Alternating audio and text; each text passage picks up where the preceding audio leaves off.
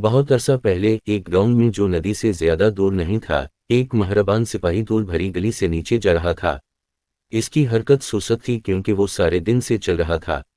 اسے ایک اچھا گرم کھانا کھانے کے علاوہ اور کچھ پسند نہیں تھا۔ جب وہ سڑک کے کنارے ایک گوبھیوں، آلووں، پیازوں اور گاجروں سے بھرے باغ سے گزرتے ہوئے لکڑی کے دروازے کی طرف بڑھ گیا۔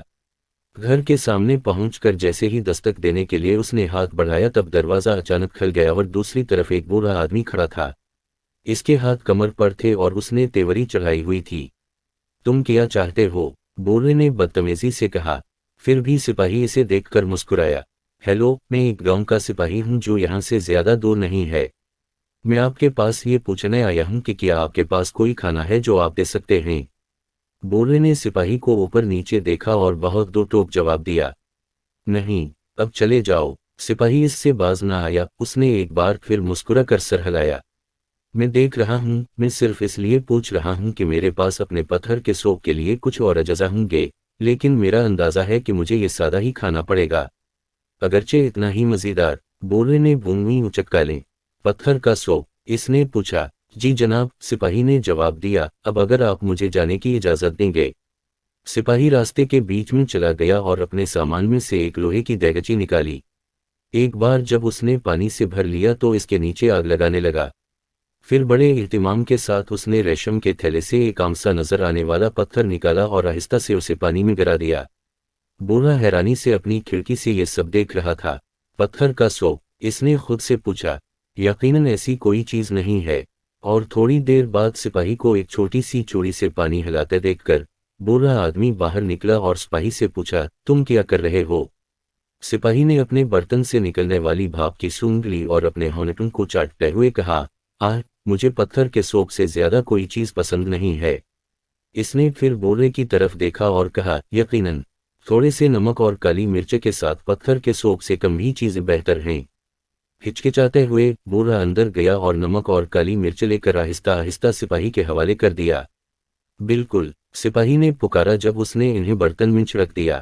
اس نے ایک بار پھر بوڑھے آدمی کی طرف دیکھنے سے پہلے اسے ہلایا، لیکن آپ جانتے ہیں، میں نے ایک بار گوبھی کے ساتھ پتھر کے اس حیرت انگیز سوپ کا مزہ چکھا تھا۔ اس کے بعد بوڑھا آدمی اپنے گوبھی کے پودوں کے پاس پہنچا اور سب سے پکی ہوئی گوبھی اٹھا کر سپاہی کو دے دی۔ کتنی شاندار ہے! سپاہی نے گوبھی کو کاٹ کر برتن میں ڈالتے ہوئے کہا۔ اس نے برتن کی ایک گہری سونگھ لی اور بوڑھے سے کہا، تم جانتے ہو، یہ چند گاجروں کے ساتھ بادشاہ کے لیے سوپ ہوگا۔ بوڑھے نے سوچتے ہوئے کہا، مجھے لگتا ہے کہ میں کچھ گاجر لا سکتا ہوں، اور وہ گاجروں کے پاس گیا اور مٹھی بھر توڑ لایا۔ جب اسے گاجریں پیش کی گئیں تو سپاہی بہت خوش ہوا۔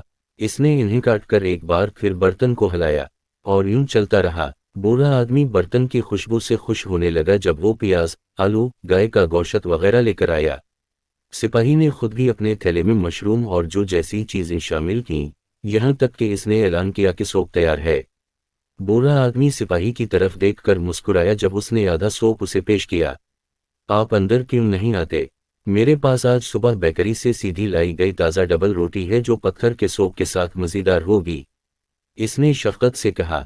اور اس طرح بوڑھے آدمی اور سپاہی نے مل کر ایک شاندار کھانا کھایا۔ سپاہی نے اپنے تھیلے سے دودھ کا ایک ڈبہ نکالا اور وہ بھی شیئر کیا۔ بوڑھے آدمی نے سپاہی سے اتفاق کیا کہ سوپ اس سے بہتر تھا جو اس نے پہلے کبھی چکھا تھا۔ یہ اس وقت تک نہیں ہوا تھا جب تک کہ سپاہی نے اسے ریشم کا تھیلا نہیں دیا تھا جس میں پتھر تھا۔ بوڑھے کو حقیقت معلوم ہو گئی۔ یہ وہ پتھر کبھی نہیں تھا جس نے مزیدار سوپ بنایا ہو، بلکہ مل کر کام کرنے اور فراخ دلی سے وہ اور سپاہی دونوں ایک ایسا لذیذ کھانا بنانے میں کامیاب ہو گئے تھے جسے وہ اپنے درمیان شیئر کر سکتے تھے۔